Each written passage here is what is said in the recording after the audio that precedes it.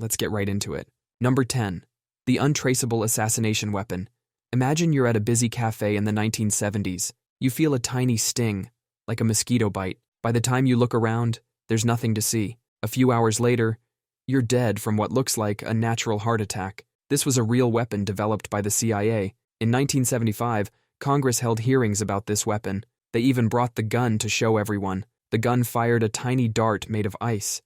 This dart was smaller than the tip of a needle. Inside the ice was a super potent shellfish toxin. When the dart hit someone, it melted instantly. The toxin would cause a massive heart attack, and the evidence literally melted away. The only trace left behind was a tiny red dot, smaller than a mosquito bite. Even if someone found the mark, it just looked like the person got stung by something. During an autopsy, the toxin was nearly impossible to detect. It was the perfect weapon for making murder look like natural causes. The truth only came out because of a church committee investigation that accidentally stumbled onto it. The CIA had to admit it was real, but they never said how many times they used it, or if they still have these weapons today. Number 9.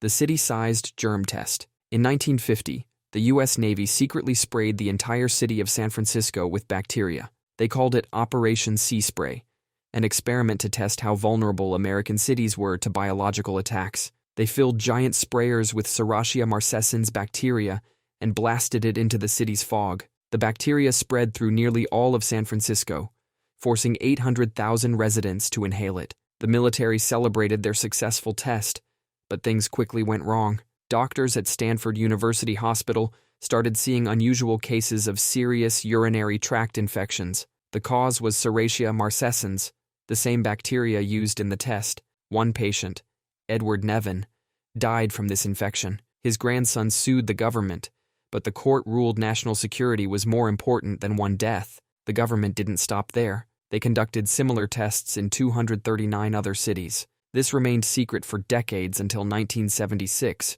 when the truth finally came out. The government had turned its own citizens into unwitting test subjects for biological weapons experiments. Number 8.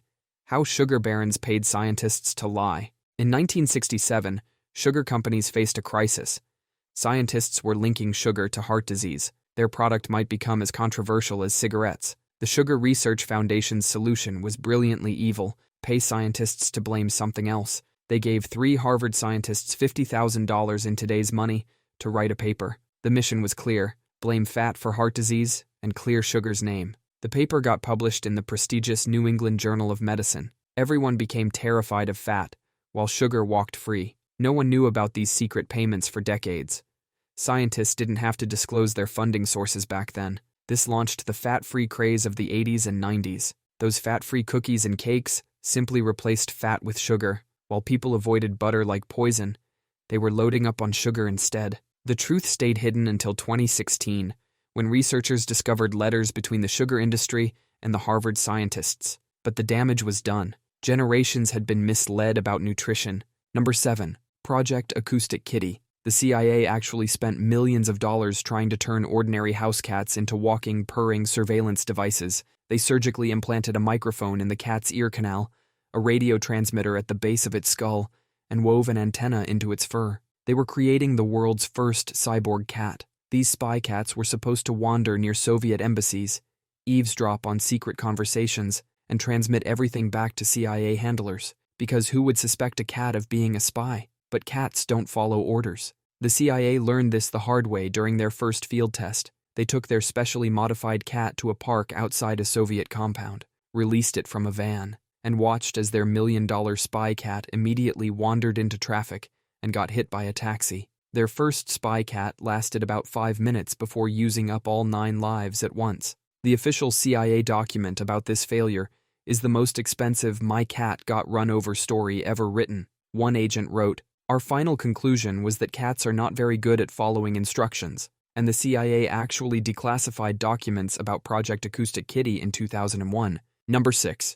The CIA's pet journalists. In the 1950s, the CIA turned hundreds of journalists into their personal propaganda puppets. During the height of the Cold War, the CIA was worried about communists spreading their ideas through newspapers. Instead of starting their own newspaper, they did something far more insidious. They started recruiting journalists from America's biggest news outlets. We're talking reporters from the New York Times, CBS News, and Time magazine. By the 1970s, the CIA had over 400 journalists working for them. Every time Americans picked up a newspaper, they might have been reading CIA-approved stories without knowing it. These journalists weren't just writing stories. They were planting fake news, killing stories that made the government look bad, and spying on people they interviewed. The operation was exposed in 1975 when Congress launched an investigation. They found so much evidence that the CIA had to promise they'd stop using journalists as spies. But there was a catch. They only promised to stop using American journalists.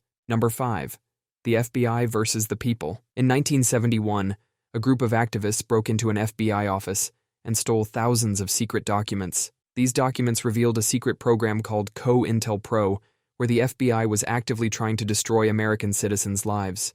The FBI wasn't just spying on people. They would send anonymous letters to people's spouses claiming they were having affairs. They would spread rumors that civil rights leaders were government informants. They would even try to convince people to kill themselves. Take Martin Luther King, Jr. The FBI sent him a letter encouraging him to commit suicide. They wrote, "There is only one way out for you. You better take it before your filthy, abnormal, fraudulent self is bared to the nation." They targeted anyone they considered subversive. Civil rights activists, anti-war protesters, and women's rights groups were all fair game. This program ran for 15 years before anyone discovered it, and we only know about it because some activists found the right filing cabinet.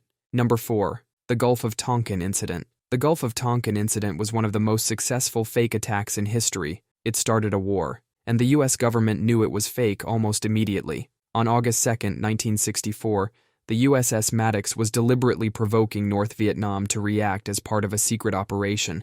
3 North Vietnamese torpedo boats attacked the Maddox. This first attack was real, but what happened 2 days later would change history. On August 4th, the Maddox reported another attack. Sailors claimed they saw torpedo wakes in the water. They fired nearly 300 rounds at nothing. The commander of the Maddox even radioed back that he was pretty sure no actual attack had occurred. President Johnson went on national television, telling Americans we'd been attacked again. Congress passed the Gulf of Tonkin resolution almost immediately. This gave Johnson the power to wage war without actually declaring war. Secretary of Defense McNamara knew there was no attack. Johnson knew there was no attack. The NSA knew there was no attack, but 58,000 American soldiers would die in Vietnam anyway. Robert McNamara later admitted in the documentary Fog of War that the whole thing was made up. Number 3. The plan to attack America. In 1962, the highest levels of the U.S. military proposed staging fake terrorist attacks on American soil and blaming them on Cuba. These weren't vague ideas. They were detailed official proposals, signed by the chairman of the Joint Chiefs himself. The military wanted to blow up American ships in Guantanamo Bay. They planned to sink boats full of Cuban refugees, real people trying to escape to America. They even wanted to stage fake funerals for fake victims. The plan included blowing up a U.S. plane and blaming it on Cuban fighters. They were going to paint a U.S. plane to look exactly like a civilian airliner. This fake civilian plane would fly over Cuba, sending out distress signals about being shot down. Meanwhile, the real plane would secretly land at a military base. The public would think Cuba just murdered a plane full of innocent Americans. They also wanted to stage terrorist attacks in major American cities. Bombs would go off in Miami and Washington, D.C., and the news would blame Cuban agents. The only reason it didn't happen was because President Kennedy personally shut it down. The documents proving all this were kept secret for 35 years and declassified in 1997. Number 2. The Guatemalan Experiments. In 1946, American doctors flew to Guatemala to use actual human beings as lab rats.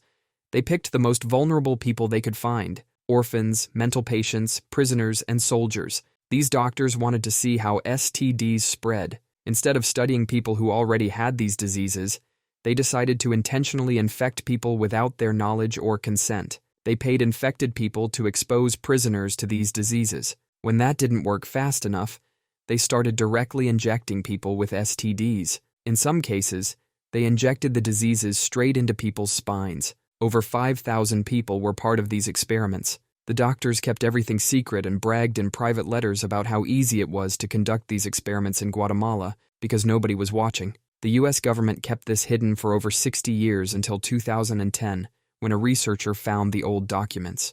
Most victims never knew they were part of an experiment. Many died without knowing why they got sick. Number 1.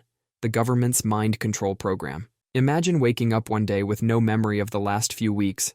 This actually happened to thousands of Americans. Project MK Ultra was the CIA's very real attempt at mind control. The CIA ran over 130 different programs across 80 institutions. They used hospitals, universities, and even mental health clinics as their playground. Most of their test subjects had no idea they were being experimented on. They even dosed their own employees. One CIA scientist, Frank Olson, was secretly given LSD during a work retreat. 9 days later, he jumped out of a 10th-floor window. When his body was exhumed in 1994, forensic experts found injuries that suggested he was hit on the head before he fell. The CIA was convinced the Soviets had figured out mind control, so they tried everything: drugs, hypnosis, sensory deprivation, verbal abuse, and electroshock therapy. They wanted to find ways to make people forget secrets, reveal information, or become unwitting assassins. Most of the records were destroyed in 1973 when the program was exposed.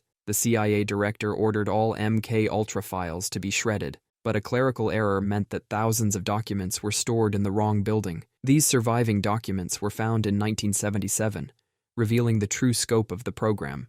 That's all for today. I'll be making similar videos in the future. Subscribe to see them.